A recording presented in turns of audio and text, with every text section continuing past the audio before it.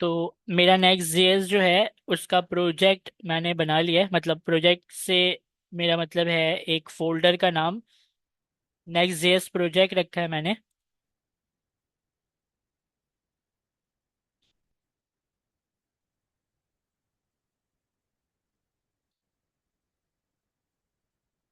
और यहाँ पर आकर मैं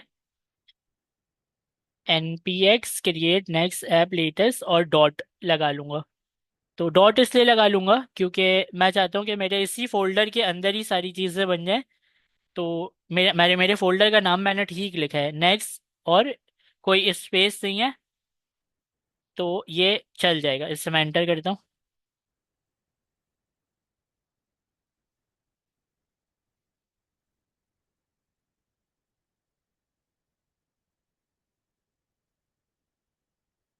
ये पूछ रहा है कि आपको लेटेस्ट वर्जन 14.2.4 दिया जा रहा है, तो क्या आपको प्रोसीड करना है? तो मैं कहूँगा यस, वाई लिखकर enter. Would you like to use TypeScript? Yes. ES length जो कोडिंग स्टैंडर्ड को फॉलो करवाता है हमसे, और एरर्स भी देता है ये काफ़ी, ताकि एक ही स्टैंडर्ड पर काम करें सब। Tailwind CSS, SRC, app router चाहिए। इम्पोर्ट एलियास जो है वो नहीं चाहिए।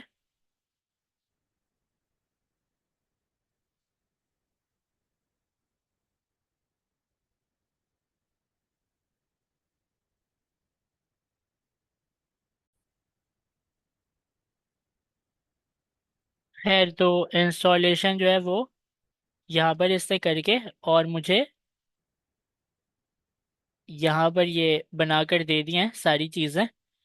अब इसके अंदर जो है मैं आ जाता हूँ, और इसके अंदर आने के बाद मुझे एक SRC मिलता है। SRC के अंदर ऐप का फोल्डर है, और ऐप के फोल्डर के अंदर हमारे सारे राउट्स होते हैं। तो मैंने आपको पहले भी बताया था कि जब हम नेक्स्ट.js को पढ़ेंगे तो पहले हम दो चीज़ों को टारगेट करने वाले हैं। एक, नेक्स्ट.js के अंदर हम रिएक्ट के कंपोनेंट को टारगेट करेंगे, और दूसरा जो है वो हम राउटिंग को टारगेट करेंगे। तो राउटिंग तो हमने देख लिया है, राउटिंग किस तरह होती है। रिएक्ट के कंपोनेंट की बारी है। तो रिएक्ट के कंपोनेंट में सबसे पहले आपको ये समझना होगा कि जो रिएक्ट के कंपोनेंट होते हैं वो,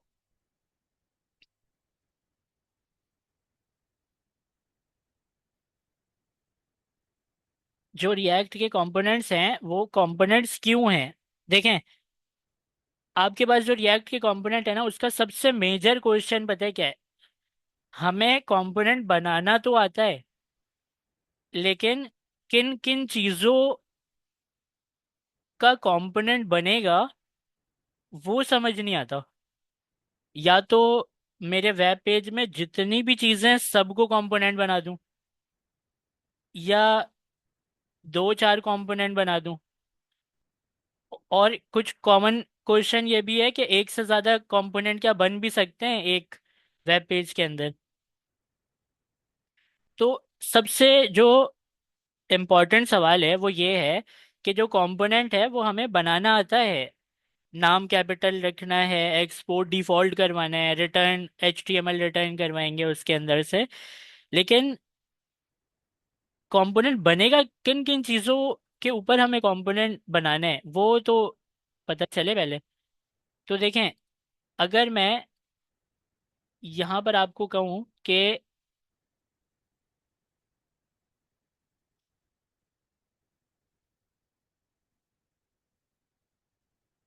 वो चीज़ जो बार बार यूज होगी, अगर ये एक आपके पास, सपोज करते हैं हम, अगर एक आपके पास वेब पेज है, उस वेब पेज के अंदर बटन्स लगे हुए हैं।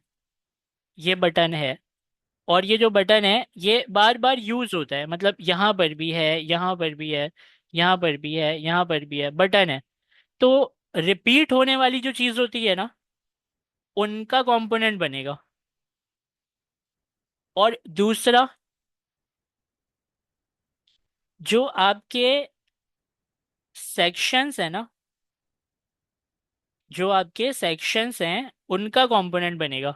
सेक्शंस मतलब एक वेब पेज में अलग अलग सेक्शन होते हैं ना। जैसे कि अभी हमने रिज्यूमे बनाया था, तो रिज्यूमे में कितने सारे सेक्शंस बनाए थे ना हमने। एजुकेशन का अलग बना दिया, वो अलग बना दिया, मतलब इस सेक्शन में रिपीटेबिलिटी का ताल्लुक नहीं है। अगर ये सेक्शन रिपीट हो रहा है, जैसे कि दो सेक्शन है और एक ही जैसे हैं, सेक्शन को आप इस तरह समझें कि कोई एक हिस्सा जो कि एक सेक्शन ये है और एक सेक्शन जो है वो ये है, ऐसे कोई दो चीजें आ गई सिमिलर, तो इसका भी कंपोनेंट बन जाएगा और इसका भी कंपोनेंट बन जाएगा सेक्शन। अब इस सेक्शन की अच्छी एग्जांपल मैं आपको बताऊं। देखें, रिपीट का तो समझ आपको आ गया। रिपीट के मतलब ये है कि जो चीज़ भी रीयूज होगी वो रिपीटेबिलिटी में खुद ही आ जाएगी। रीयूज होने वाली जो चीज़ है वो ज़ाहिर है रिपीट हो रही है ना। और सेक्शन सेक्शन में कॉमन आपको क्या चीज़ दिखेगी? आपको कॉमनली दिखेगी सेक्शन में आपके हेडर, आपके फूटर, आपकी साइडें, ये सारी चीज़ें चेंज नहीं होती ज़्यादातर। तो वो आप उनको सेक्शन में ले लें। और दूसरी चीज़ ये कि यूज़र इंटरफेस मतलब जो आपका यूआई है, उस यूआई में अगर कोई भी वैल्यू चेंज हो रही है, इसका भी ध्यान रखिएगा। यूआई अगर चेंज हो रहा है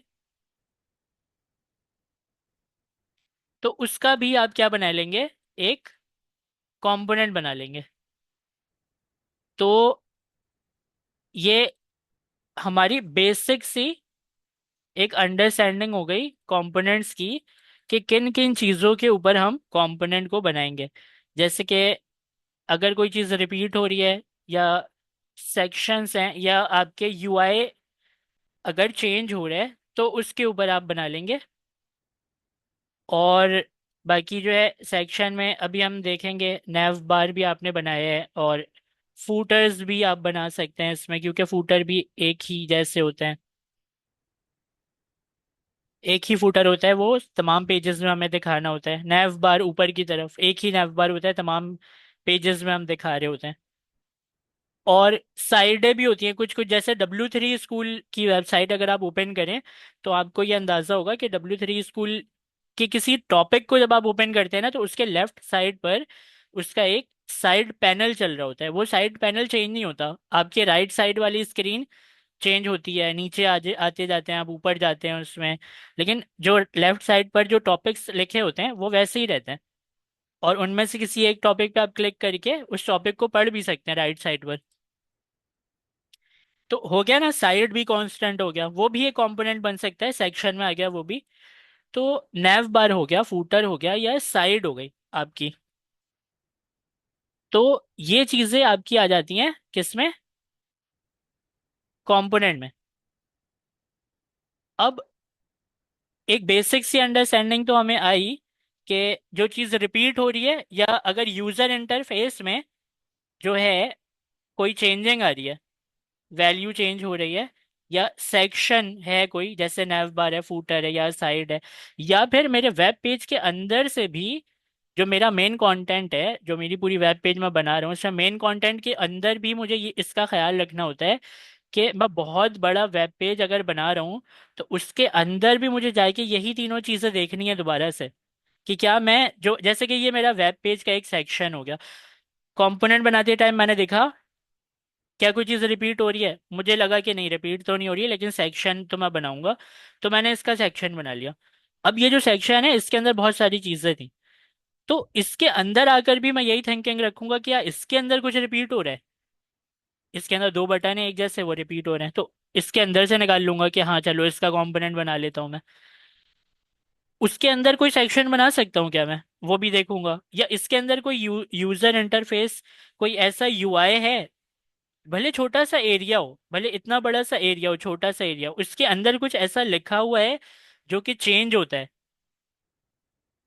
अगर यहाँ पर कुछ ऐसा लिखा है जो कि चेंज होता है मेरे बटन के क्लिक करने पर या कुछ करने पर, तो वो वाली चीज़ भी कंपोनेंट में बनेगी। तो ये इसकी बेसिक सी अंडरस्टैंडिंग है कि जो चीज़ रिपीट हो रही है वो रीयूजेबल वो कंपोनेंट होगा, सेक्शंस हमारे कंपोनेंट में हो सकते हैं, और यूजर इंटरफेस की वैल्यू जो चेंज होती हो वो कंपोनेंट में हम बनाएंगे रिएक्ट के अंदर, ये नेक्स्ट जेएस के अंदर। तो यहाँ तक आपको क्लियर है? अब देखें, कंपोनेंट को बनाने के लिए हमारे पास, जैसे कि कुछ लोग एसआरसी का फोल्डर बनाते हैं और कुछ लोग नहीं बनाते। एसआरसी का फोल्डर बनाना अच्छा होता है, तो क्योंकि आपकी चीज़ें ऑर्गेनाइज रहती हैं। तो ये जो एसआरसी का फोल्डर है, हम क्योंकि बनाया है हमने एसआरसी का फोल्डर, इसीलिए हम इसके अंदर एक कंपोनेंट का फोल्डर बना सकते हैं।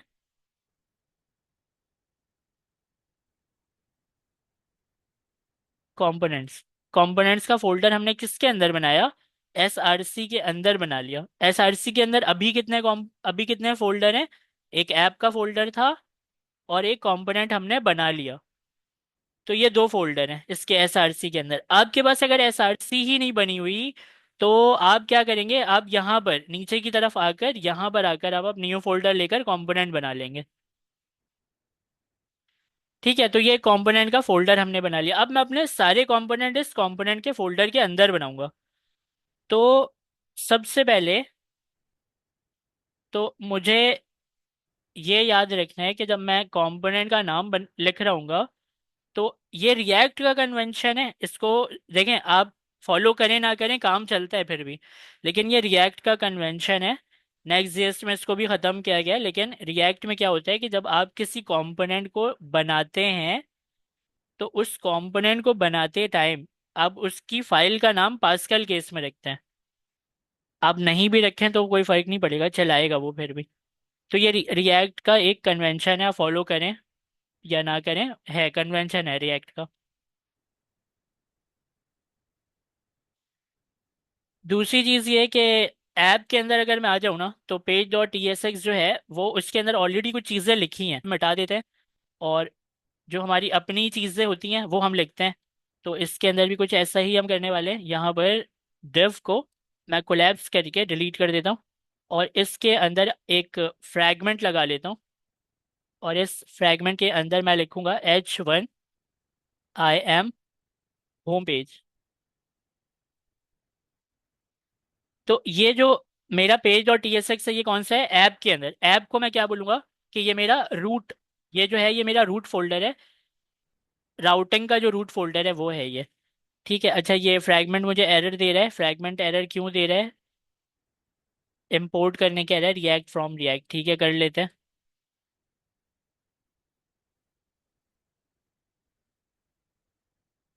तो ये है आई एम होम पेज, यहाँ पर लिखा है, और ये आपका पेज डॉट टीएसएक्स है।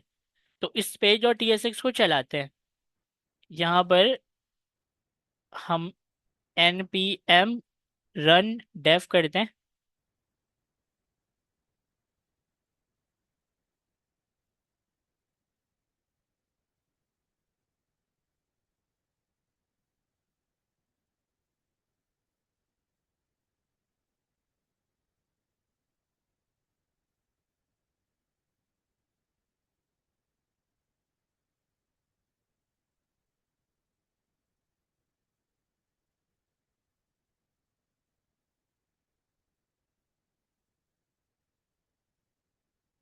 तो यहाँ पर देखिए आपको क्या लिखा नजर आ रहा है, आई एम होम पेज।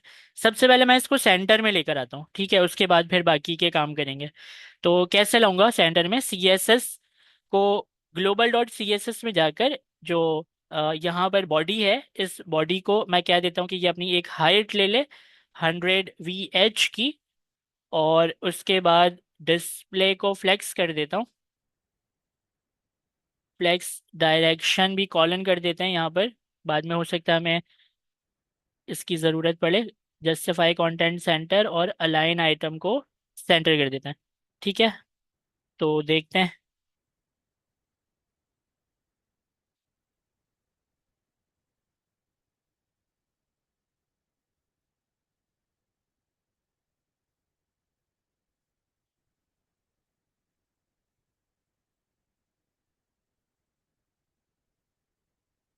तो ये मेरा कंपोनेंट सेंटर में आ गया, आई एम होम पेज। अब जो है यहाँ पर देखें, ये जो मैंने लिखा है ना आई एम होम पेज, अगर मैं इसे इंस्पेक्ट करूँ तो इंस्पेक्ट करते टाइम यहाँ पर मुझे एलिमेंट में ये दिखेगा, हेड के अंदर, बॉडी के अंदर, कहीं पर यहाँ पर H1 लिखा है, देखें आई एम होम पेज यहाँ पर लिखा है। इससे मैं बंद कर देता हूँ। अब मैं देखता हूँ यहाँ पर व्यू पेज सोर्स। तो जैसे ही मैं व्यू पेज सोर्स देखता हूँ, तो व्यू पेज सोर्स के अंदर यहाँ पर मुझे वो तमाम चीज़ें नज़र आती हैं जो मेरे वहाँ से आ रही हैं, वेब पेज से आ रही है। तो यहाँ पर देखें, डॉग टाइप, HTML और लिंक, टाइटल भी होगा यहाँ कहीं, टाइटल है, क्रिएट नेक्स्ट ऐप लिखा है, और ये सारी फेवी आइकन है। तो ये सारी चीज़ें यहाँ पर लिखी हैं, उसके नीचे जो है और भी चीज़ें लिखी हैं। स्क्रिप्ट का टैग है, स्क्रिप्ट का टैग यहाँ से ओपन होता है, यहाँ पर क्लोज हो रहा है। अब इसे हम बंद कर देते हैं।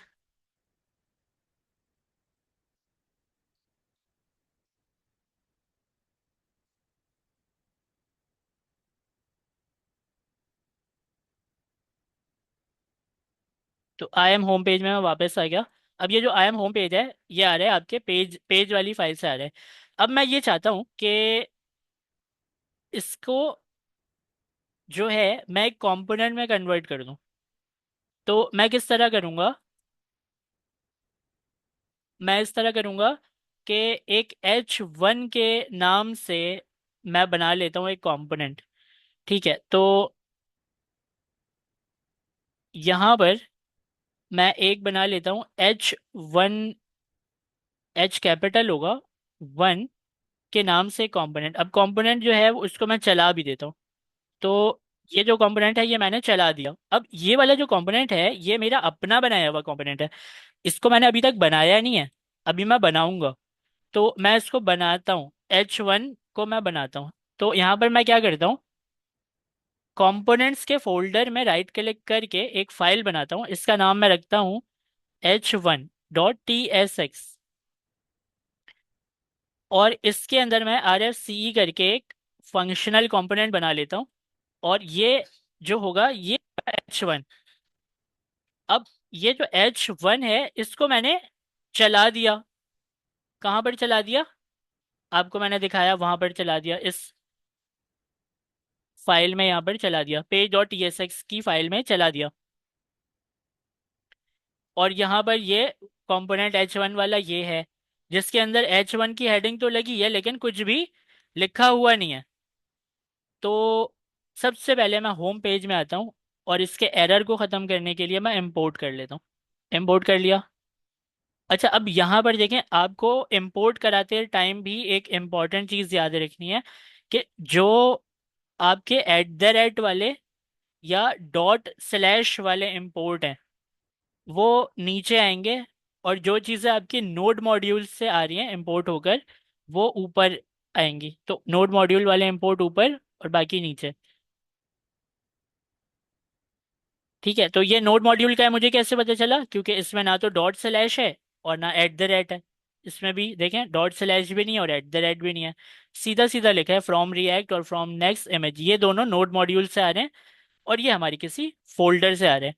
तो एट द रेट का मतलब होता है फोल्डर को वो SRC को समझ लेता है एट द रेट से, और कंपोनेंट के फोल्डर से H1 को लेकर आ रहे हैं। अभी देखें यहाँ पर इसकी जो रेड लाइनें थी वो खत्म हो गई, एरर यहाँ पर खत्म है। अब हम आ गए इसके कंपोनेंट के अंदर।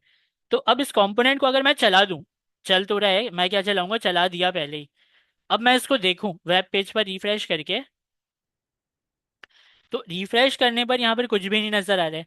कंपोनेंट चलाया है लेकिन कुछ भी नजर नहीं आ रहा है। वो इसलिए, वो आपको समझ आती है बात कि इस कंपोनेंट के अंदर कुछ भी लिखा हुआ नहीं है। ये चल तो रहा है लेकिन इसके अंदर कुछ भी लिखा हुआ नहीं है। तो H1 के पास मैं जाता हूँ और इसके अंदर मैं कुछ लिख देता हूँ, जैसे कि आई एम कंपोनेंट।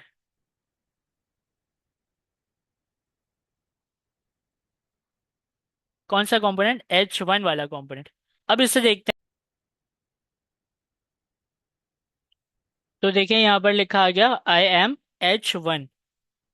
IMH1 लिखा गया, मतलब ये कहाँ से आ रहा है? ये IMH1 कंपोनेंट अपने कंपोनेंट से आ रहा है, और इसका कंपोनेंट आपने कंपोनेंट के फोल्डर के अंदर बनाया है। अब एक कंपोनेंट बना लिया हमने, पेज डॉट TSX में चलते हैं। अब इस कंपोनेंट को बना लिया हमने एक ही दफ़ा। अब इसको 5 दफ़ा चलाऊं ना मैं, अगर 2 3 4 5, तो ये पांचों दफ़ा सिमिलर रिजल्ट मुझे देगा। IMH1 component, H1 component, H1 component, H1 component, H1 component, एक ही जैसा रिजल्ट दे रहा है मुझे। ये बात तो हमें समझ में आ गई कि रिपीट होने वाली चीज़ अगर होगी तो एक कंपोनेंट बना लेंगे और उसको बार बार चला देंगे, तो ये चीज़ समझ में आती है।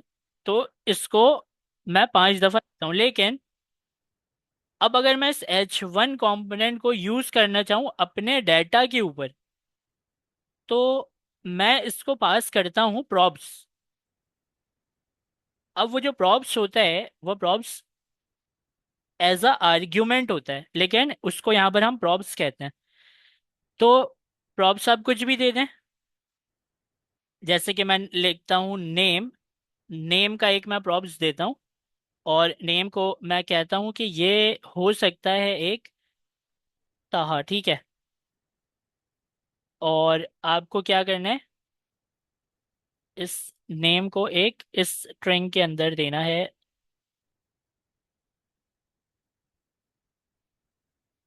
हाँ ठीक है। तो नॉर्मली वैसे भी दे सकते हैं विदाउट स्ट्रिंग, लेकिन स्ट्रिंग के साथ ही आप दे दें। तो यहाँ पर जो है, ये जो आपने इसको पास किया है एक प्रॉब्स, तो ये जो प्रॉब्स है ये आपको रिसीव करना है अपने कंपोनेंट के अंदर। तो कंपोनेंट के अंदर चलते हैं। अब ये आपका कंपोनेंट है पूरा। तो इस कंपोनेंट के अंदर कोई पैरामीटर नहीं है, हमें पैरामीटर बनाना पड़ेगा। तो प्रॉब्स के नाम से ही हम बना लेते हैं एक पैरामीटर, और इसको हम कहते हैं कि यहाँ पर इसकी जो डाटा टाइप है, वो डाटा टाइप इस तरह होती है कि इसके अंदर हम बताएंगे कि भाई प्रॉब्स एक ऑब्जेक्ट है। इसको मैं थोड़ा बड़ा कर देता हूँ। प्रॉब्स एक ऑब्जेक्ट है, डाटा टाइप में हम ये बताते हैं, और वो अपने अंदर एक नेम की प्रॉपर्टी रखता है जो कि इस स्ट्रिंग की वैल्यू लेकर आ रही है। प्रॉब्स एक ऑब्जेक्ट है जो कि अपने अंदर नेम की प्रॉपर्टी रखता है, और उसकी जो वैल्यू है वो इस स्ट्रिंग की वैल्यू है। अब ये, क्या इस ऑब्जेक्ट में नेम की कोई प्रॉपर्टी आ रही है? वो तो जब हम कॉल करेंगे H1 को, जहां पर वहां पर पास करेंगे, और हमने किया भी है, देखें यहाँ पर कॉल किया और यहाँ पर पास भी कर दी वैल्यू। अब इसे बाकी H1 जितने लिखे हैं उनको कमेंट कर देता हूँ मैं, या डिलीट कर देता हूँ अभी फिलहाल के लिए, और एक ही को रखते हैं और देखते हैं क्या इसका रिजल्ट हमें नजर आएगा। इसे रिफ्रेश करते हैं।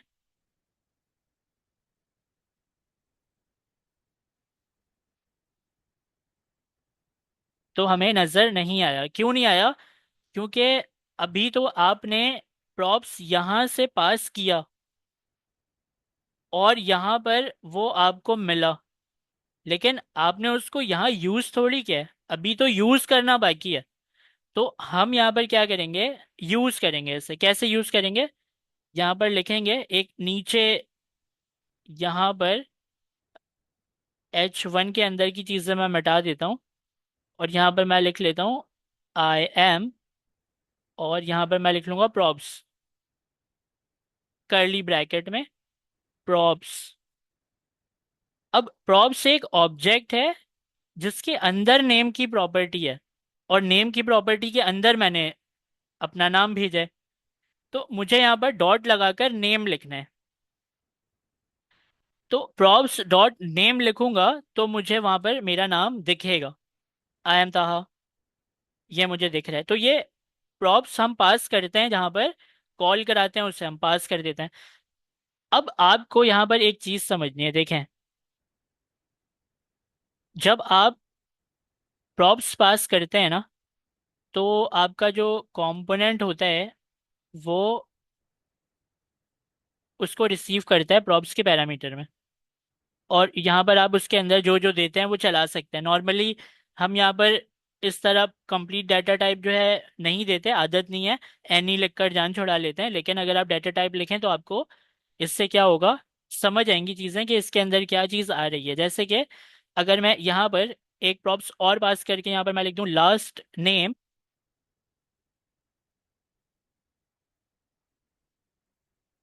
ऐसे करके यहाँ पर मैं एक अहमद पास कर दूँ, तो ये वाली चीज जो है, ये मैंने दूसरा क्या पास कर दिया है, एक और प्रॉप्स दे दिया है मैंने इसको। और वो मुझे कहाँ मिलने वाला है, वो मुझे मिलने वाला है इस पैरामीटर के अंदर। लेकिन अभी मुझे वो नहीं मिलेगा, क्यों? क्योंकि इसका स्ट्रक्चर मैंने बोला है कि इसके अंदर सिर्फ नेम होगा, तो इसके अंदर सिर्फ नेम नहीं होगा, इसके अंदर एक लास्ट की प्रॉपर्टी भी होगी। लास्ट का जो एल है वो मैंने स्मॉल रखा है, बिल्कुल। और इसको मैं बताऊंगा कि ये जो है भाई, ये एक स्ट्रिंग की वैल्यू लेकर आता है मेरे लिए। यहाँ कोई एरर नहीं है, वापस यहाँ चलें, यहाँ पर भी कोई एरर नहीं है ना? तो ये जो है, अब इसे देखते हैं कि क्या यहाँ पर मुझे नजर आएगा। नहीं आएगा, क्यों नहीं आएगा? क्योंकि हमने लास्ट की जो प्रॉपर्टी थी ये वाली, इसको यूज थोड़ी किया है अभी यूज करेंगे तो आ जाएगा नजर। तो इसको यहाँ पर स्पेस देकर यूज कर लेते हैं। तो लास्ट प्रॉप्स डॉट लास्ट को मैं लिखूंगा तो वो मुझे क्या दिखा देगा, वो मुझे मेरे दोनों प्रॉप्स दिखा देगा। आई एम ताहा अहमद, ये कौन सा था, नेम वाला प्रॉप्स। ये कौन सा था, लास्ट वाला प्रॉप्स।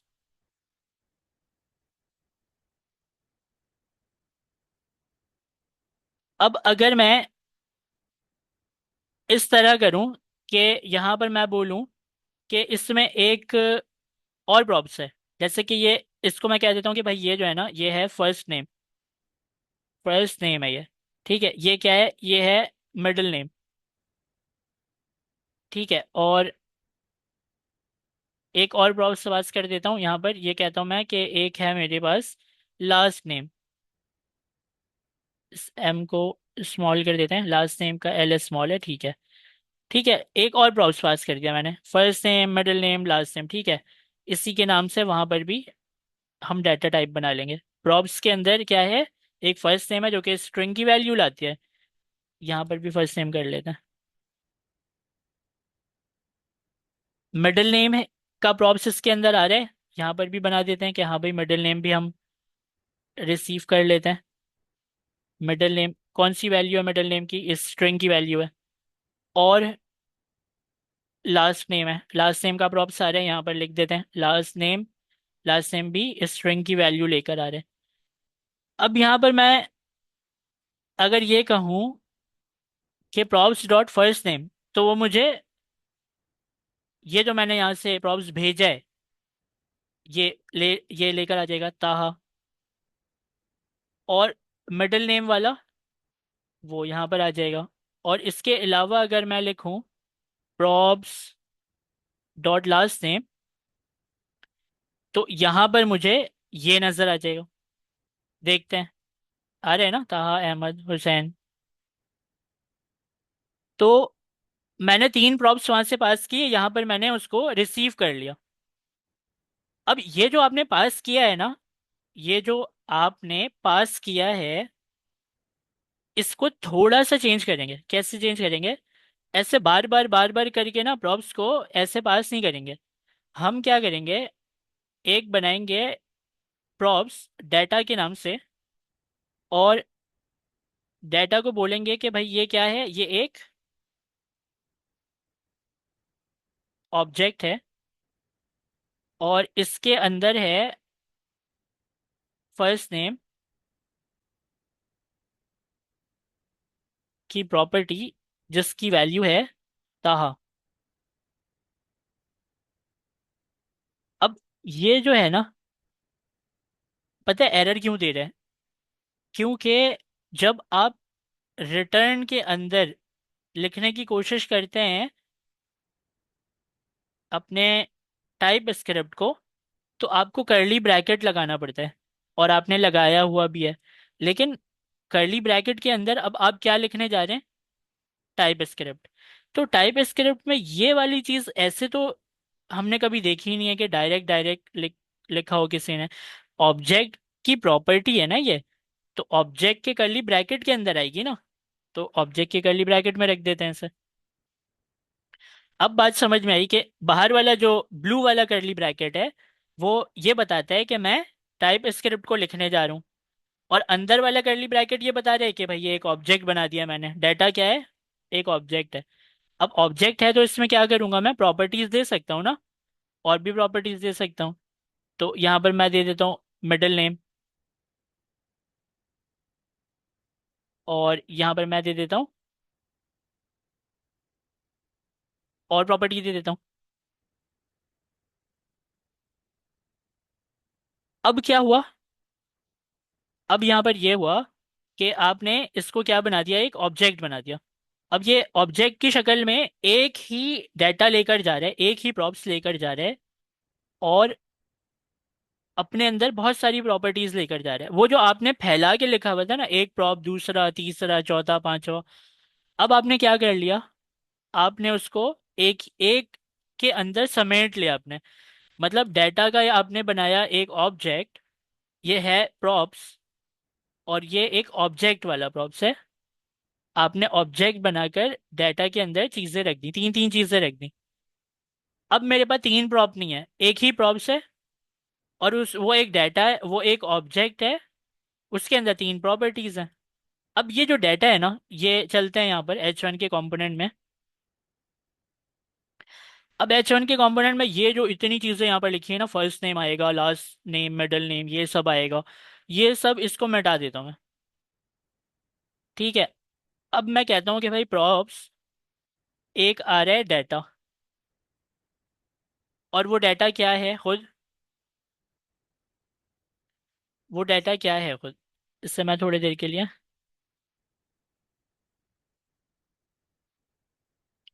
वो डाटा खुद एक ऑब्जेक्ट है, और इसके डाटा के अंदर क्या क्या प्रॉपर्टीज है अब मुझे वो बतानी है। तो वहाँ चलते हैं, नाम उठा उठा के लाते हैं। फर्स्ट नेम, यहाँ लिख दें फर्स्ट नेम, ये है एक स्ट्रिंग, और एक और प्रॉपर्टी है, वो क्या है, मिडिल नेम। तो यहाँ पर मिडिल नेम क्या है, यहाँ पर है स्ट्रिंग। एक और प्रॉपर्टी भी आ रही है लास्ट नेम वाली, लास्ट नेम क्या है, लास्ट नेम है स्ट्रिंग। अब देखें, ऊपर यहाँ पर तो कोई एरर नहीं है, और उस फाइल में भी जहाँ पर हमने H1 को कॉल कराया है, यहाँ पर भी कोई एरर नहीं है। अब चीज़ें आ गई, किस फॉर्मेट में आई हैं, प्रॉप्स के अंदर आई है। प्रॉप्स के अंदर एक डाटा मिला है मुझे, डाटा का प्रॉप्स मिला है, और वो डाटा का जो प्रॉप्स है वो खुद एक ऑब्जेक्ट है। तो डॉट लगा लगा कर मुझे उसके अंदर की चीज़ें निकालनी पड़ेंगी। चलें निकालते हैं फिर। तो प्रॉप्स, प्रॉप्स के बाद क्या है, प्रॉप्स के बाद डाटा है, डाटा लिखा। अब डॉट लगाकर अगर मैं सजेशन ओपन करूं, तो यहाँ पर मुझे कहता है कि फर्स्ट नेम चाहिए डाटा का, लास्ट नेम चाहिए, मिडिल नेम चाहिए। मैं कहता हूँ फर्स्ट नेम दे दो भाई। यहाँ पर प्रॉप्स है, प्रॉप्स के बाद डाटा लगा देते हैं, डाटा के अंदर मुझे मिडिल नेम चाहिए। यहाँ पर प्रॉप्स डॉट लास्ट नेम को मिटाते हैं, प्रॉप्स डॉट डाटा करते हैं इसे, और डाटा के बाद यहाँ पर लास्ट नेम कर देते हैं। अब तीनों चीज़ें यूज़ कर ली ना, तीनों चीज़ें यूज़ कर ली। अब देखते हैं कि ये दिखा भी रहा है हमें या नहीं दिखा रहा है। यहाँ भी एरर नहीं है, यहाँ भी एरर नहीं है। ठीक है, इससे देखते हैं। तो ये मुझे दिखा रहे हैं, ये मुझे दिखा रहे। तो डाटा को हम क्या कर सकते हैं, इस तरह भी भेज सकते हैं कि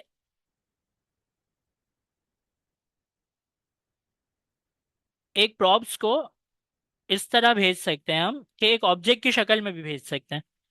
जाहिर है ये कोई बहुत बड़ी चीज़ नहीं बता दी मैंने आपको, ये आपको पहले से पता थी, लेकिन ऐसे हम भेज सकते हैं। बस आपके एक उसके लिए याद दहानी के लिए कि चार चार, पाँच पाँच, छः छः प्रॉप्स पास करने से अच्छा है आप एक ऑब्जेक्ट ही दे दें उसको, उसमें प्रॉपर्टीज रख कर दे दें, एक ही प्रॉप्स पास कर दें, है ना। तो अब यहाँ पर वापस अपने उसमें चलते हैं, H1 वाले कंपोनेंट में। तो ये जो H1 वाला कंपोनेंट है, इस H1 वाले कंपोनेंट में नाम बहुत बड़े बड़े हैं। देखें, props data first name, props data middle name, प्रॉब्स data last name. क्यों ना इसको डी स्ट्रक्चर कर लें यहाँ पर। भाई देखें, इसको मैं पैरामीटर को यहाँ से गायब करता हूँ पहले, समझने में आसानी होगी। ठीक है, पैरामीटर ही हटा दिया मैंने। प्रॉब्स के अंदर डाटा है ना, प्रॉब्स के अंदर क्या है, डाटा है। तो डी स्ट्रक्चर का हमने क्या बोला था कि अंदर वाली चीज जो होगी उसकी बात करते हैं। अंदर क्या है, डाटा है ना प्रॉब्स के अंदर। तो यहां पर लिख देते हैं डाटा। अब डाटा डी स्ट्रक्चर हो गया। अगर आप चाहते हैं कि मैं बनाऊं इसका डाटा टाइप यहाँ पर, तो इसकी डाटा टाइप में मैं इस तरह बनाऊंगा कि मैं बताऊंगा, मैं कैसे बताऊंगा। मैं ये बताऊंगा कि भाई जो डाटा है वो था एक ऑब्जेक्ट। बेसिकली ये जो करली ब्रैकेट मैंने लगाया, ये करली ब्रैकेट ये बताने के लिए लगाया है कि ये प्रॉब्स एक ऑब्जेक्ट है। प्रॉब्स एक ऑब्जेक्ट है, आपको भी पता है, मुझे भी पता है। और उसी का ये करली ब्रैकेट भी है, क्योंकि प्रॉब्स एक ऑब्जेक्ट है तो उसका करली ब्रैकेट है ये। इसके अंदर क्या था, इसके अंदर था एक डाटा। और डाटा खुद क्या है, डाटा खुद है एक ऑब्जेक्ट। और वो जो ऑब्जेक्ट है उसके अंदर क्या चीज़ है, उसके अंदर हम ज़रा नीचे यहाँ पर लिख लेते हैं, इसको यहाँ से उठा लेंगे थोड़े और नीचे, इसको पूरे को उठा लेते हैं कि फर्स्ट नेम लास्ट नेम ये सब आ रहे हैं ना इसमें। तो इसको यहाँ से कट करते हैं और बाकी चीज़ें डिलीट कर देते हैं। यहाँ लाकर इसे बता देते हैं कि भाई डाटा जो है ना वो अपने अंदर क्या रखता है, अपने अंदर रखता है first name string middle name और ये सब रखता है वो अपने अंदर। अब अब क्या हो गया, थोड़ा सा कॉम्प्लेक्स हुआ, पढ़ने में थोड़ा सा कॉम्प्लेक्स हो रहा है हमें ऊपर ना, लेकिन हमें समझ में आ रहा है कि डाटा को इधर डी स्ट्रक्चर किया है। नॉर्मली प्रॉप्स लिखते हैं, प्रॉप्स के अंदर डाटा आ रहा था, हमने क्या किया, जो अंदर चीज आ रही थी कर्ली ब्रैकेट लगा के उसी को लिख दिया। तो ये करने से डी स्ट्रक्चर हो जाता है, अंदर वाली चीज एक स्टेप बाहर आ जाती है। तो बाहर आ गई है डाटा। अब डाटा टाइप डिफाइन करना है, इस डाटा को जो डी स्ट्रक्चर किया है इसके डाटा टाइप को डिफाइन करना है हमें। अब उसकी डाटा टाइप जब हम डिफाइन करते हैं तो हम लगाते हैं करली ब्रैकेट।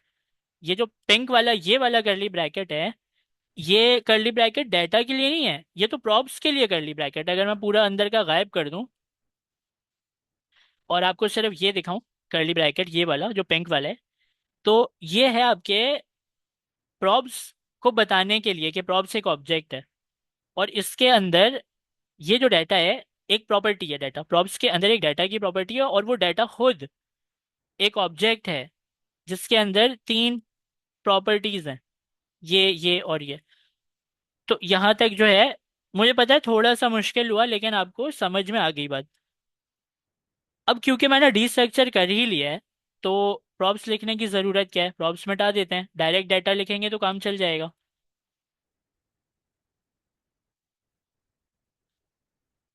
ट्राई करते हैं, देखते हैं आया भी कि नहीं आया, या कोई गलती कर दी हमने।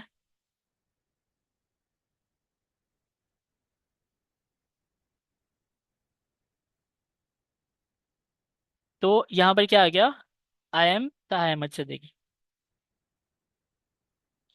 तो ये है डी स्ट्रक्चर, ये समझ आया आपको।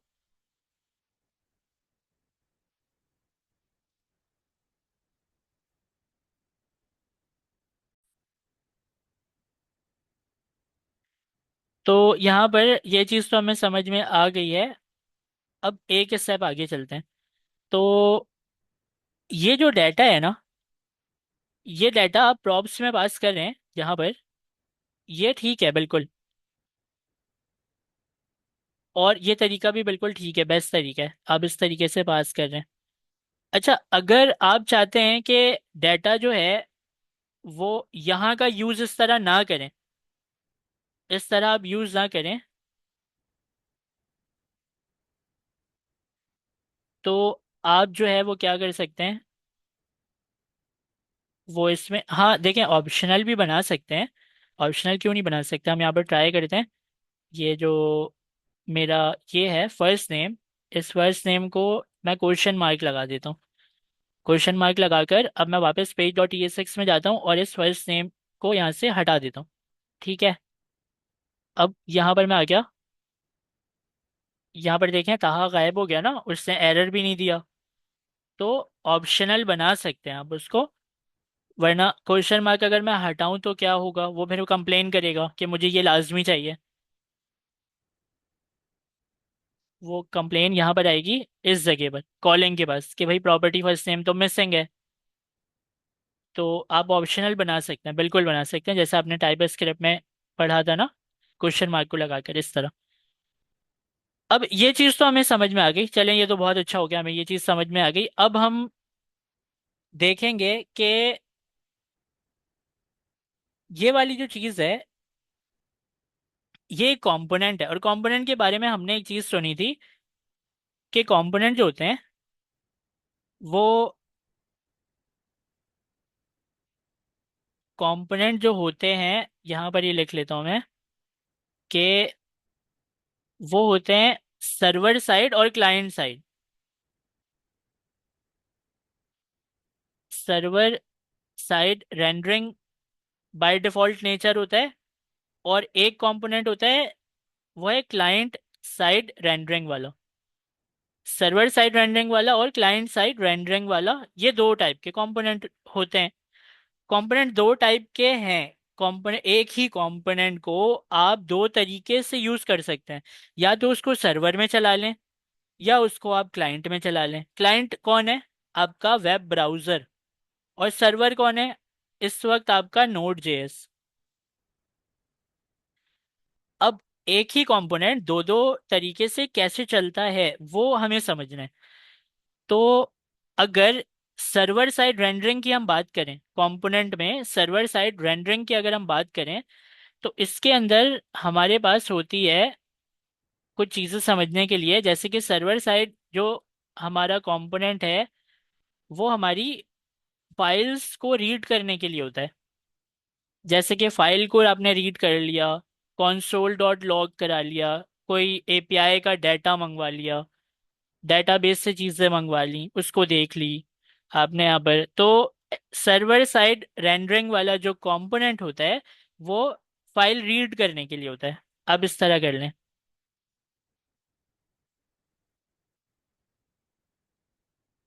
और जो क्लाइंट, अच्छा इसके साथ एक ये भी मसला भी है। वो मसला ये है कि ये हुक्स जो है ना, ये हुक्स को नहीं जानता, ये हुक्स को नहीं समझ पाता। और यहाँ पर जो आपके क्लाइंट साइड रेंडरिंग वाला कंपोनेंट होता है तो एक ही कंपोनेंट। कभी वो सर्वर की तरह चलेगा, कभी वो क्लाइंट की तरह चलेगा, और खुद से जादू से नहीं चलेगा। हम चलाएंगे उसको, कि उसको सर्वर की तरह कब चलाना है वो भी हम डिसाइड करेंगे, और उसको क्लाइंट की तरह कब चलाना है वो भी हम ही डिसाइड करेंगे। तो इसको हुक्स जो है वो पता होते हैं, ये इसके अंदर जो है वो हुक्स काम कर पाते हैं। और फाइलें वाइलें जो हैं वो हम रीड कर लेते हैं इसके अंदर। तो अब ये जो है ना, ये आपका जो है, आप यूं समझें कि ये चलता है आपके ब्राउज़र पर। ये किस पर चलता है? ब्राउज़र पर चलता है। और ये किस पर चलता है? ये नोड जेएस पर चलता है। अब ये जो नोड जेएस पर चल रहा है, सर्वर साइड रेंडरिंग वाला, इसके बारे में ये कहा जाता है कि हम देखते हैं अपना अल्टीमेट टारगेट। इस स्क्रीन को थोड़े से साइड में करेंगे और वापस आते हैं यहाँ पे, देखें। आपका एट द एंड जो प्रोग्राम है वो चलता है आपकी स्क्रीन के ऊपर। ये क्या चीज़ है? ये है आपकी ब्राउज़र। इस ब्राउज़र, इसको इस तरह मैं कर देता हूँ मिटा के, लोकल होस्ट 3000, सही है। Local host 3000। ये आपकी स्क्रीन है जिसके ऊपर आपको चीजें नजर आ रही हैं। हमारा आखिरी आखिरी हमारा वो क्या है, एंड पॉइंट, कि हमें चीजें देखनी है, कंपोनेंट बनाए कुछ भी बनाए, हमें चीजें देखनी है। कहाँ देखनी है? अपने स्क्रीन के ऊपर। और अभी मैं लोकल होस्ट 3000 मेरी स्क्रीन है, उसके ऊपर मैं देख रहा हूँ। तो एंड पॉइंट को अगर हम देखें तो एंड पॉइंट में ये जो मेरा सर्वर साइड रेंडरिंग वाला कंपोनेंट होता है, ये वाला, ये कहता है भाई कि पूरा का पूरा जो HTML कंपोनेंट के अंदर आपने लिखा है, मतलब आपने कंपोनेंट के अंदर लिखा है JSX। JSX मैं इसलिए बोल रहा हूँ क्योंकि आपका कोई भरोसा नहीं है ना, आप क्या पता HTML लिखते लिखते H1 का टैग लगाया आपने, HTML लिखते लिखते उसके बीच में जावा स्क्रिप्ट लिख दें आप, मतलब टाइप स्क्रिप्ट करली ब्रैकेट लगा के। नॉर्मल HTML में तो ऐसा होता नहीं है ना, ये JSX में पॉसिबल है। तो इसीलिए मैं बोल रहा हूँ कि आपका क्या भरोसा, आपने JSX लिखा है, इसको HTML तो बोलेंगे भी नहीं। क्यों? क्योंकि भाई बीच में लिखते लिखते आपने टाइप स्क्रिप्ट लिख दी इसमें। यहाँ पर आई एम तो समझ में आता है, नॉर्मल चीज़ है, लेकिन ये कर्ली ब्रैकेट लगा के आपने टाइप स्क्रिप्ट लिख दी, तो ये JSX कहलाता है कि HTML के बीच में टाइप स्क्रिप्ट भी लिखें। तो आपका जो ये है ना, ये क्या कहता है, सर्वर साइड कंपोनेंट, ये कहता है भाई कि जो आपने कंपोनेंट लिखा है वो पूरा का पूरा कंपोनेंट सर्वर साइड रेंडरिंग पर HTML में कन्वर्ट करके जो है वो पहुंचेगा आपकी स्क्रीन को। सर्वर साइड रेंडरिंग, अगर मैं इसको इस तरह बताऊं तो सर्वर साइड रेंडरिंग में कंप्लीट होकर HTML वो पहुंचेगा आपकी स्क्रीन को। और आपने यही सिमिलर चीज अगर क्लाइंट साइड रेंडरिंग में लिखी है तो ये वाली चीज फॉरेन पूरा HTML अपने अंदर बना के तैयार करके आपकी लोकल होस्ट 3000 को नहीं देता। वो क्या करता है, आप यूं समझें, समझने के लिए आप यूं समझें कि बॉयलर प्लेट होता है ना HTML का हमारे, सिर्फ वो बनाकर दे देता है इसको। और बाकी जो भी चीजें बन रही होती हैं वो रियल टाइम में यहाँ पर ही क्रिएट हो रही होती हैं। मतलब आपका सर्वर साइड रेंडर जो होता है वो क्या करता है, वो अपने पास नोड जेएस को बोलता है कि भाई कोई कंपोनेंट लिखा है यहाँ पर। हमारे केस में हमारा कंपोनेंट बहुत छोटा सा आसान सा कंपोनेंट है, कुछ इसमें इतना बड़ा नहीं लिखा है। H1 IM और दो चीजें लिखी हुई हैं यहाँ पर, एक ये नाम, मिडिल नेम और लास्ट नेम, H1 क्लोज हो गया। ये है हमारा कंपोनेंट सिंपल सा। इस कंपोनेंट की अगर मैं बात करूं तो ये कंपोनेंट, इसको मुझे देखना है अपने यहाँ पर, और ये मुझे नजर भी आ रहा है यहाँ पर, है ना, IM अहमद से देखिए ये नजर भी आ रहा है। तो अगर मैं अपने इसकी बात करूं सर्वर साइड रेंडर की, तो सर्वर साइड रेंडर जो है, पहले तो ये समझें कि कंपोनेंट सर्वर साइड वाला होता कौन सा है। सर्वर साइड वाला वो होता है जिसके ऊपर यूज क्लाइंट लिखा नहीं होता। इसके ऊपर यूज क्लाइंट नहीं लिखा है तो ये सर्वर वाला है। और अगर मैंने यहाँ पर डबल कोट में यूज क्लाइंट लिख दिया तो ये कौन सा बन गया, ये क्लाइंट वाला बन गया कंपोनेंट। तो मैंने बोला ना, हम ही बनाते हैं, सर्वर वाला बनाना है या क्लाइंट वाला बनाना है हम ही डिसाइड करेंगे। तो ये लिख दिया तो क्लाइंट वाला बन गया, और हटा दिया तो क्या बन गया, हटा दिया तो ये बन गया, सर्वर वाला बन गया।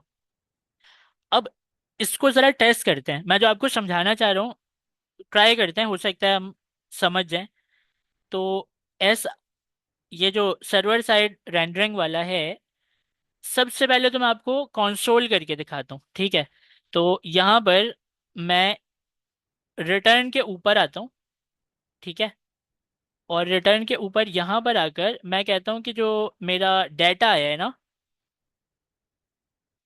सॉरी, ये जो मेरा डाटा आया है इसको मैं Ctrl+Alt+L दबाकर कंसोल कर लेता हूँ, ठीक है। अब मैं इसको कंसोल करता हूँ और देखते हैं कि ये वाला जो कंसोल है ये मुझे नजर आएगा यहाँ पर या नहीं आएगा।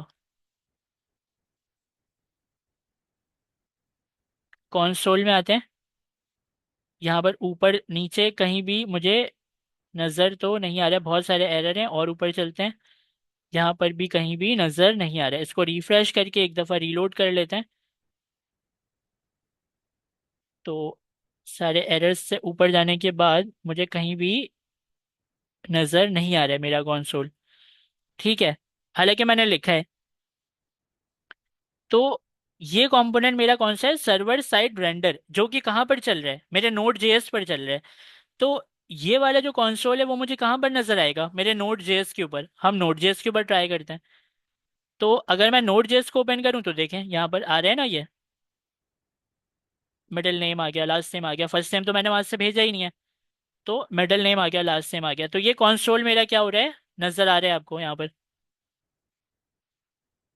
अब ये जो नोड जेएस के ऊपर आपको नजर आया, तो इससे क्या कंफर्मेशन हुई कि हाँ ये जो है ना सर्वर साइड रेंडरिंग वाला मेरा कंपोनेंट है। और कैसे पता? यूज क्लाइंट नहीं लिखा हुआ है इसके ऊपर। अगर हम यूज क्लाइंट लिख दें, यूज क्लाइंट लिख दें अगर हम, तो वो मेरा क्लाइंट वाला कंपोनेंट हो जाता है। अब मैं इसी चीज को, ये जो लिखा हुआ है जो मुझे अभी नजर नहीं आ रहा था, इसको अगर मैं इस कंपोनेंट को यूज क्लाइंट लिखकर, यूज क्लाइंट लिखकर अगर मैं इससे बना दूं क्लाइंट कंपोनेंट, तो अब ये मुझे कहाँ पर नजर आने वाला है? अब ये जो console डॉट लॉग है ये मुझे नजर आने वाला है यहाँ पर। आ रहे हैं नजर? देखें, ये देखें।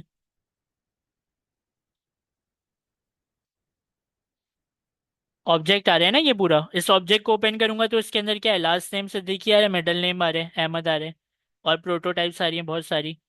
इसको बंद कर देते हैं। तो आ रहे हैं ना ये हमारे पास। इसके मतलब क्या हुआ कि कंपोनेंट दो तरीके से हमारे पास होते हैं। एक कंपोनेंट को हम दो तरीके से यूज कर पाते हैं। एक होता है हमारा सर्वर साइड रेंडरिंग, जो कि नोड जेएस के ऊपर चल रहा होता है। दूसरा होता है हमारा क्लाइंट साइड रेंडरिंग वाला, जो कि यूज क्लाइंट लिखने की वजह से ब्राउजर के ऊपर चलता है। अब इन दोनों में मेजर फर्क मैंने आपको क्या बताया कि एक फाइल रीड करने के लिए हम यूज करते हैं, इसमें हुक्स काम नहीं करते। रिएक्ट के जो हुक है ना वो नहीं चलते। और क्लाइंट साइड रेंडरिंग के ऊपर जो है वो आपके हुक्स काम करते हैं। क्लाइंट साइड रेंडरिंग वाला जो कंपोनेंट है, क्लाइंट कंपोनेंट, उसके ऊपर हुक्स काम करते हैं। तो ये हो गया आपका बेसिक सा डिफरेंस। अब उसके बाद एक छोटी सी ना एग्जांपल और हम करेंगे, करके देखते हैं।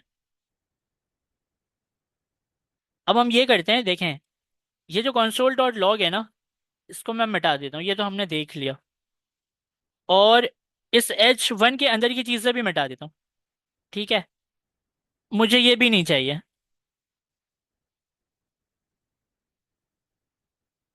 ठीक है, और यहाँ पर जाहिर है वो मुझे एरर देगा, प्रॉप्स का एरर। ये भी नहीं चाहिए मुझे। ठीक है, बहुत सिंपल सा कर दिया मैंने। तो मैं इसमें देखिए क्या करता हूँ। हमने टाइप स्क्रिप्ट में एक चीज़ पढ़ी थी, और वो चीज़ थी, मैं आपको याद दिलाता हूँ। एक वेरिएबल बनाते हैं डेट के नाम से, और यहाँ पर मैं करता हूँ न्यू डेट। तो ये जो डेट है ये बेसिकली क्या है? ये मुझे टाइम बताता है। ठीक है, तो अगर मैं इस डेट को बोलूं कि डेट अपने अंदर मुझे बताओ क्या बता सकता है ये मुझे, अ, मुझे चाहिए लोकल स्ट्रिंग।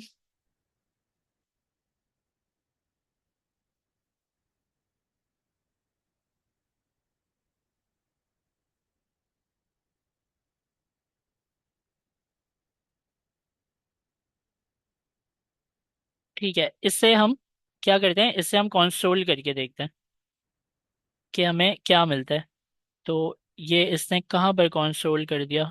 हमें करना है यहाँ पर ही कंसोल करना है। और ये यूज क्लाइंट वाला है, तो ये मुझे यहाँ दिखेगा। यहाँ पर आते हैं।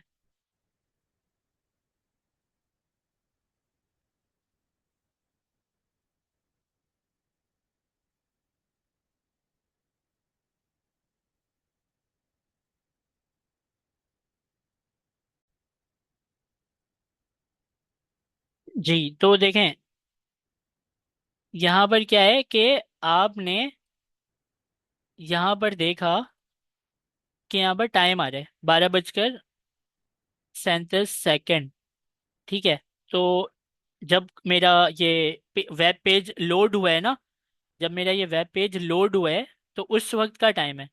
अभी दोबारा से क्लियर करता हूँ, दोबारा से वेब पेज लोड करता हूँ और फिर से ऊपर आ जाते हैं। लोड हो जाइए। क्या दे रहा है? 12:04। ठीक है।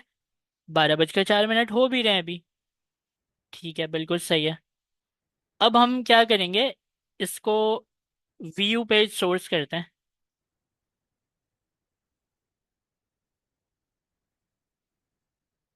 तो ये मेरा पूरा HTML जो है वो लिखा हुआ है,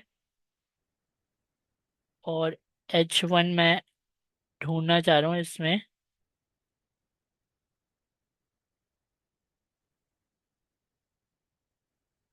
ये है H1।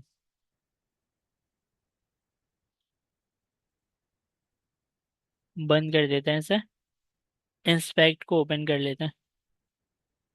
कंसोल में आ जाएं वापस। यहाँ पर वो बता रहे थे ना 12:04 यहाँ पर आ रहे हैं। तो जैसे ही मैंने वेब पेज को लोड किया तो ये 12:04 बता रहे हैं। ठीक है, ये हमें ये बात समझ में आ गई कि ये वाली चीज़ जो है वो कंपोनेंट के अंदर मैंने लिखा था टाइम बताने को। मैंने कंपोनेंट को बोला है ना टाइम बताने को। एक छोटा सा काम और करते हैं। एक और काम करते हैं, हम ये करते हैं कि यहाँ पर ये जो मेरा डेट है, इसको console.log तो कराते हैं, वो तो ठीक है। और मैं ये चाहता हूँ कि date.locale स्ट्रिंग जो है वो यहाँ पर भी मुझे दिखे। देखते हैं यहाँ पर 12:06। ठीक है, अब ये चेंज नहीं होगा। यहाँ से दो चीज़ें हम अभी सीखेंगे। तो फिलहाल तो हमें ये देखना है कि सबसे ऊपर अगर हम चलें तो जैसे ही मैंने वेब पेज को लोड किया तो 12:06 जो है वो यहाँ पर इसने टाइम को ले लिया। अब टाइम को लेने के बाद यहाँ पर भी कंसोल में भी आ रहा है और यहाँ पर भी मैंने लिख दिया था तो वो मैं दिखा रहे। ये कब हुआ? ये रेंडर उस वक्त हुआ यहाँ पर, जो क्योंकि आपने लिखा है ना यहाँ पर, इसलिए हो गया ये रेंडर। ठीक है। अब हम एक काम करते हैं कि वापस चलते हैं और इस यूज क्लाइंट को हटा देते हैं।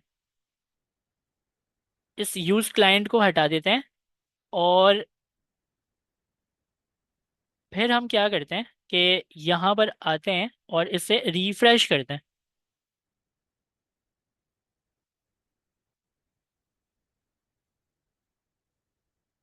तो ये वाला जो टाइम है ना आपका, ये वाला जो टाइम आपका है 12:07 और 30 सेकंड, इसको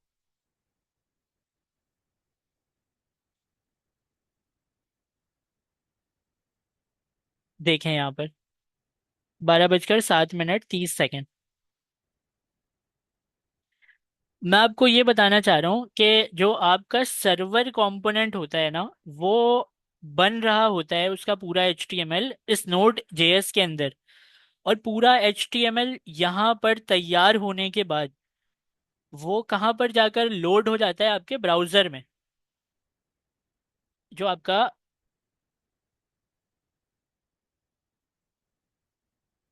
कंफ्यूजन आ रही है ना, देखें। एक्चुअल में अभी जो आपने बोला ना वो है यहाँ पर मसला। कंपोनेंट जो है हमारा वो दो तरीके से चलता है। वो एक चलता है हमारे क्लाइंट कंपोनेंट बनकर, जिसमें यूज क्लाइंट हम लिखते हैं तब वो बनता है क्लाइंट कंपोनेंट। और एक है सर्वर कंपोनेंट। वो जो सर्वर कंपोनेंट है, अगर उसके अंदर मैं लिखता हूँ H1, तो यहाँ पर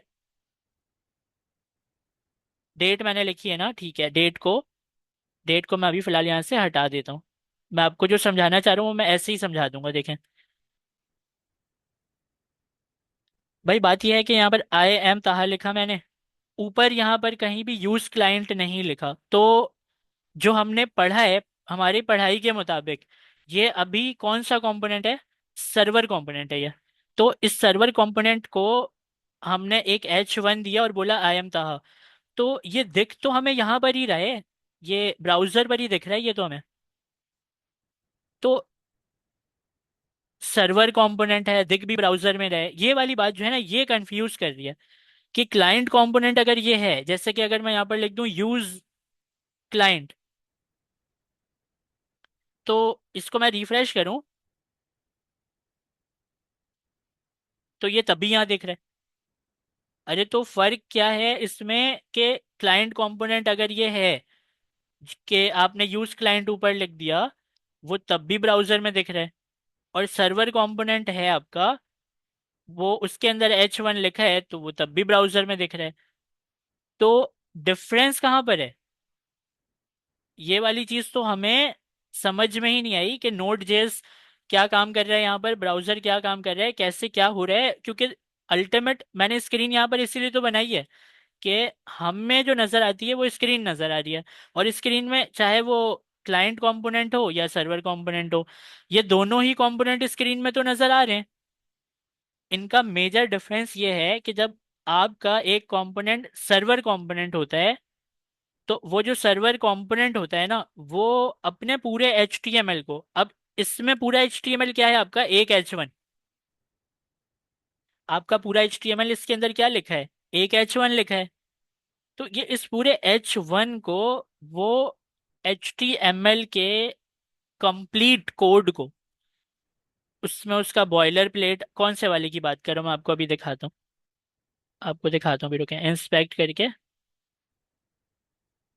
ये दिख रहा है ना आपको, ये HTML हेड बॉडी, बॉडी के अंदर यहाँ पर एक H1 आयम था। हमने H1 ऐसे तो नहीं लिखा ना बॉडी के अंदर, हमने तो कंपोनेंट बनाया, उसको पेज डॉट TSX में चलाया, वो लेआउट में चल रहा है, लेआउट जो है वो यहाँ पर आकर चल रहा है, घुमा फिरा की कहानी चल रही है। लेकिन दिख कैसे रहे, ऐसे दिख रहा है ना कि बॉडी के अंदर H1 आयम था। ये जो पूरा कोड है आपका, ये वाला HTML head body H1 script, ये वो सब, ये सारी चीजें, ये जो सारी की सारी चीजें, इसको मैं थोड़ा छोटा कर देता हूँ। ये कौन तैयार करके भेजता है? जब आपका कंपोनेंट यहाँ पर होता है क्लाइंट वाला, तो ये जो पूरा कोड है, ये वाला पूरा कोड, ये वाला पूरा का पूरा कोड इस ब्राउजर के अंदर आकर तैयार हो रहा होता है, यहाँ पर तैयार होती है ये चीजें, और फिर आपको नजर आती है आपकी स्क्रीन में। और यही वाला पूरा कोड अगर आप यूज क्लाइंट हटा दें, तो अब नोड जेएस जो है वो आपके लिए ये सब कुछ तैयार करेगा।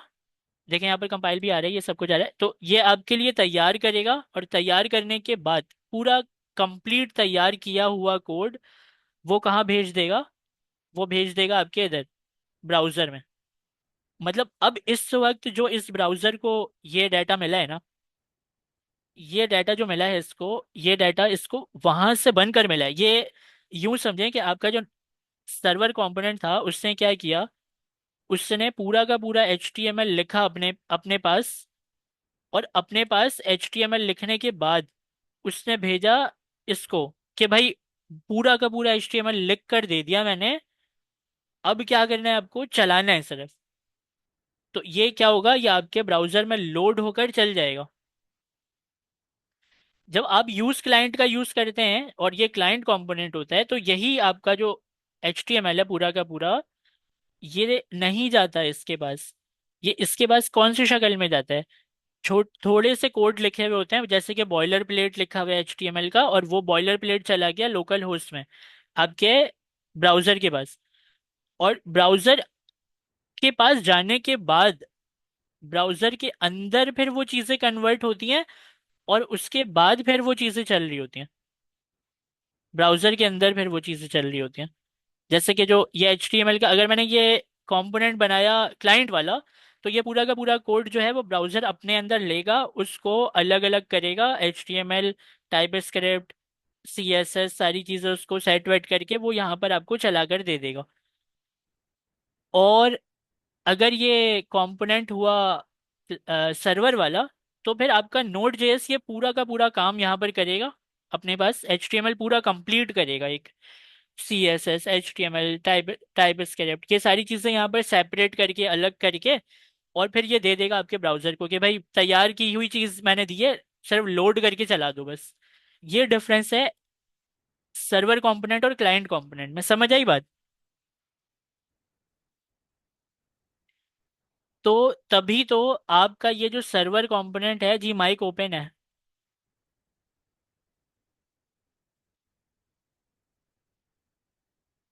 जी जी बोले। सर, आप ये कहना चाह रहे हैं कि हम लोग जो HTML लिखते हैं, जब वो सिंपल HTML होती है तो वो हमारे नोड जो है जेएस उसी में कन्वर्ट होती है, वहां से कन्वर्ट होकर सिर्फ लोकल होस्ट 3000 पे दिखने के लिए जाती है। लेकिन जी अगर हाँ। हमने कोई हुक यूज किए हैं, तो हुक जो है वो हमारा नोड जेएस नहीं समझता। इसलिए वो क्या होता है, वो हमारा फिर यूज क्लाइंट लिखने की वजह से हमारे ब्राउजर पे जाते हैं, और वहां पे वो पूरी फिर चीजों को अलग करता है, HTML को अलग करता है, हुक्स को अलग करके समझ के, और फिर हमें दिखाने के लिए देता है। जी हाँ, बिल्कुल ऐसा ही है। सही तो समझा है ये बिल्कुल डिफरेंस है आपने। इन दोनों का। यही डिफरेंस है इन दोनों का। ठीक है सर, थैंक यू। क्लाइंट और सर्वर का ये डिफरेंस है कि सर्वर कंपोनेंट जो है वो इस तरीके से आपको नोड जेएस में आपके सर्वर में पूरा HTML तैयार करके आपके ब्राउजर को देता है कि भाई पूरा HTML तैयार है, अब बस ये लोड करके चला दो।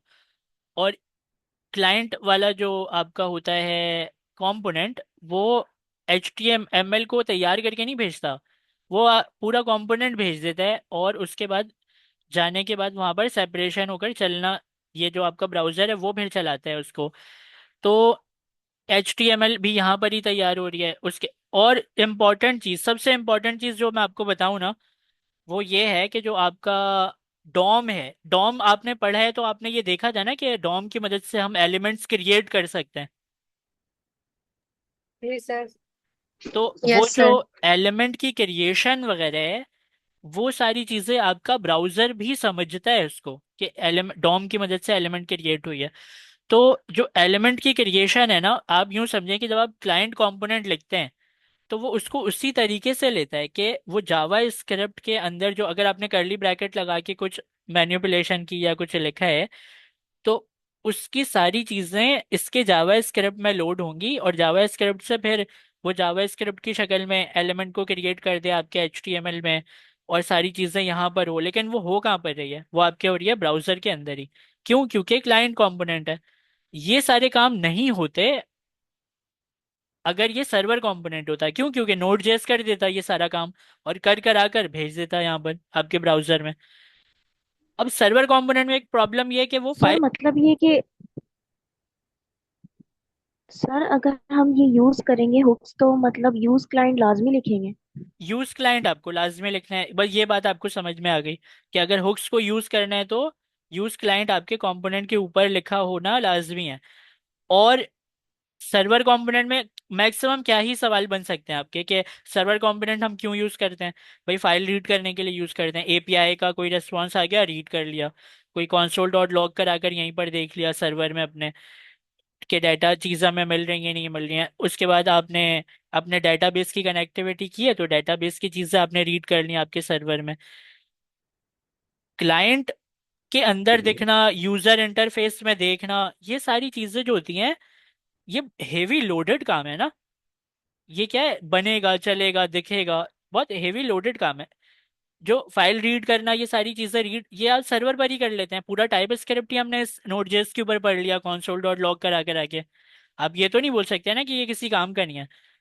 सारी चीजें रीड होती हैं इसमें, API का रिस्पॉन्स रीड होता है, फिर आपके डेटाबेस रीड होते हैं, आपके वेरिएबल्स रीड होते हैं, सारी चीजें रीड हो जाती हैं। तो तभी तो मैंने यहाँ पर लिखा है कि आपके फाइल को रीड कर पाता है वो, और हुक्स को वो रीड नहीं कर पाता। और ये सर। जो आपका क्लाइंट। हम्म। सर, जी ये बुक्स को क्यों नहीं रीड कर पाता, उसका डिफरेंस क्या है ऐसा जो उसे समझ नहीं आता? देखें, हुक्स जो है ना वो आपके कंपोनेंट को री रेंडर करने के लिए बनाया गया है। अब ये कंपोनेंट को री रेंडर करने से मतलब क्या है? देखें, आपका जो पूरा का पूरा HTML होता है, एक HTML में सिर्फ एक H1 तो नहीं होता, उसमें अगर होने पर आए तो बहुत कुछ हो सकता है ना।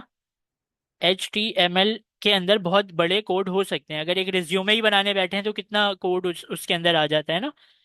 तो एच टी ठीक है। एम एल जो है वो पूरा का पूरा वो आपके वेब पेज के ऊपर बार बार लोड होता है, पूरा का पूरा एच टी एम एल बार बार लोड होता है।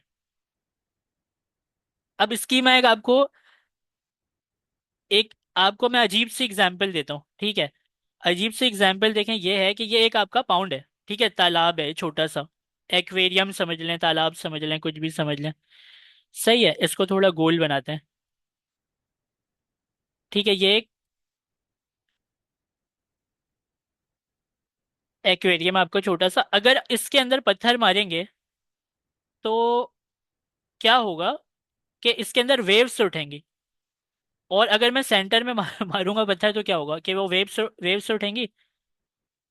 और वो जो एक मेरा छोटा सा पत्थर है वो इस पूरे के पूरे तालाब के अंदर वेव क्रिएट कर देगा। ऐसा ही होगा ना, कभी पत्थर मार के देखा हाँ है जी आपने। सर। हाँ जी सर, ऐसे रिपल होता है। इफेक्ट कहते हैं इसको, रिपल रिपल्स बनते हैं। अब समझिएगा बात को यहाँ पर, ठीक है। इस तरीके से मैं आपको समझा पाऊंगा, हो सकता है आप समझ जाएं। अब एक गिलास है, एक गिलास है या कंटेनर, बाल्टी, कुछ भी समझ लें। ये जो है ना, इसको मैं क्या कर रहा हूँ, इस ये जो बाल्टी है इसको मैं यहाँ पर पानी भर के रख दे रहा हूँ, इसी पॉन्ड के अंदर पानी भर के रख दे रहा हूँ बाल्टी को, ठीक है। अब यहाँ पर ये वेव है, मतलब पानी है, यहाँ पर पानी है, ठीक है। मैं बताने का मकसद है पूरे में पानी, इसमें भी पानी, इसके अंदर भी पानी है। सही है, समझ गए आप। अब अगर मैं पत्थर मारूंगा इस बाल्टी वाले एरिया में तो इसके जो रिपल्स बनेंगे, जो वेव्स क्रिएट होंगी, वो इस बाल्टी के अंदर तक ही रहेंगी या इसके यहाँ पर भी जाएगी, इस जगह पर। और फिर बाल्टी में रहेंगे। और ये अंदर ही रहेंगी। यही तो रिएक्ट कर रहा है, यही तो कर रहा है रिएक्ट। वो आपके यूजर इंटरफेस को पूरे को चेंज होने नहीं देता। वो कहता है कि जिस चीज में इफेक्ट हो रहा है सिर्फ उसको चेंज करो। ठीक है सर, समझ आता है। आया ना समझ में, हाँ सही जी है। सर, समझ आया, थैंक यू।